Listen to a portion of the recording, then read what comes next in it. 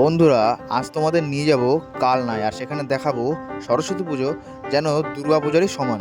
এত বড় বড় পুজো মণ্ডপ আর এত সুন্দর সুন্দর ঠাকুর। তো চলো আজকে আমার সাথে কালনায় সরস্বতী পুজো এক্সপ্লোর করতে। তো ফ্রেন্ডস, তোমাদের সকলকে সরস্বতী পুজোর শুভেচ্ছা। আর তোমরা অনেকে জানো কি না জানি না যে কালনায় সরস্বতী পূজা কতটা ভালো করে হয়। তো এখানে অনেক ভালো ভালো প্যান্ডেল হয়েছে এবছর। তো চলো যাওয়া যাক কালনায় এবং সেখানে গিয়ে তোমাদের দেখাবো কিছু বেস্ট প্যান্ডেলগুলো। তো ফ্রেন্ডস, আমি কিন্তু কালনায় পৌঁছে গেছি এখন, ঠিক আছে। আর আমি প্রথম পুজো মণ্ডপ যেটা দেখবো সেটা হচ্ছে ত্রিধারার পুজো মণ্ডপ।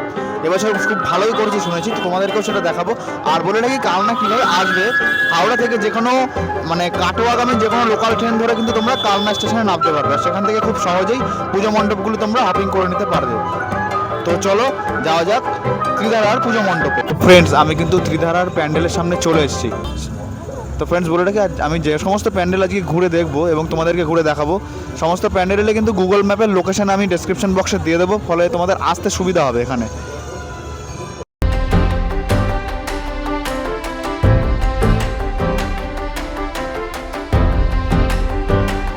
তো বন্ধুরা, এখানে কিন্তু লাইন পড়েছে ভালোই, মানে রীতিমতো লাইন দিয়ে ঠাকুর দেখতে হবে সময় দিয়ে।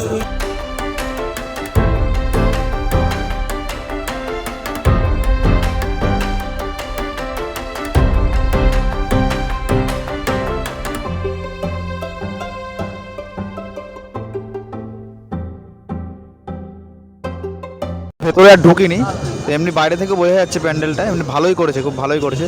তো তোমরা চাইলে একটু আগে আগে এসে কিন্তু এর ভেতরে ঢুকে প্যান্ডেলটা দেখতে পারো, খুব ভালোই করেছে। রাস্তা দিয়ে যেতে যেতে এখানে এত সুন্দর একটা লাইটিং এর সম্মুখীন হলাম।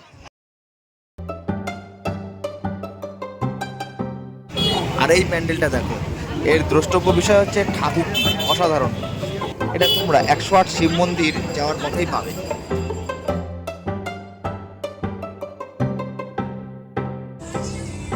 এবার স্পুতনিকের পুজো মণ্ডপের দিকে এগিয়ে যাব। তো এই হচ্ছে স্পুতনিকের পুজো মণ্ডপ। তো সরু সরু বাঁশের কঞ্চি দিয়ে প্যান্ডেলটা তৈরি।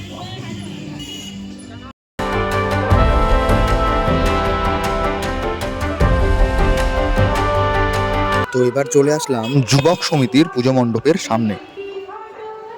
তো চলো যাওয়া যাক ভেতরে।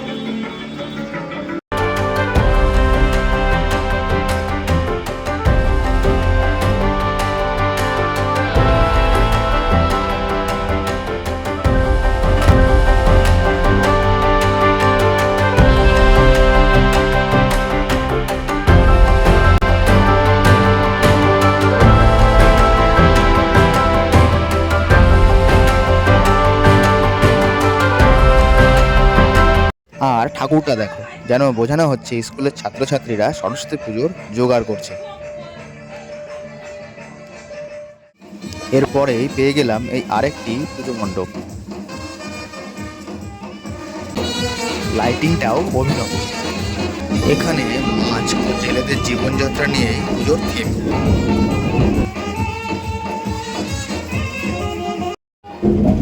ধরে রাখা মাছ এখানে রেখে দেওয়া হয়েছে।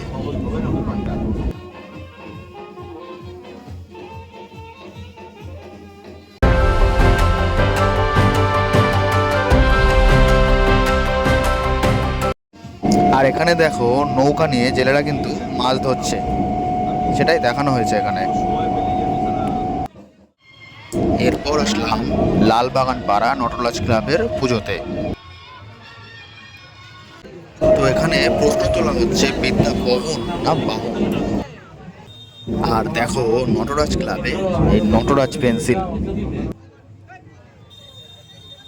আর এখানে দেখো ছোটদের উপর যে চাপ দেওয়া হয় যে তোমাকে ডক্টর কিংবা ইঞ্জিনিয়ার হতে হবে, সেটা দেখানো হয়েছে।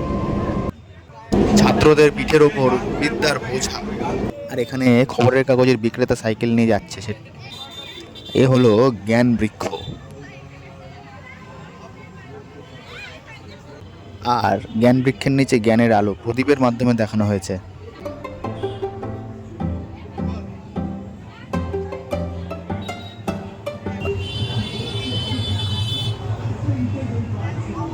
আর এখানে দেখো অনেক ইংরেজি মানে স্পোকেন ইংলিশের বই রাখা আছে।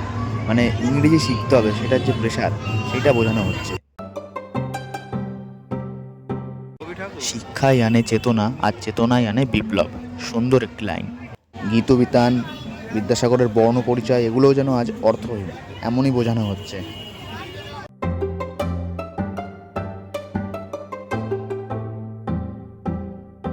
উদয়ন পণ্ডিতের পাঠশালা, মানে পাঠশালা আজ খাঁ খাঁ করছে, কেউ নেই।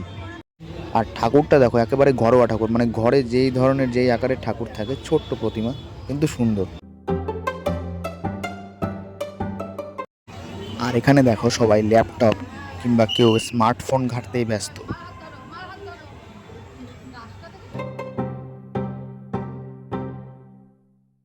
আর ঠাকুরটা দেখো, ঠিক জ্ঞান বৃক্ষের মাঝে মা সরস্বতীর অবস্থান।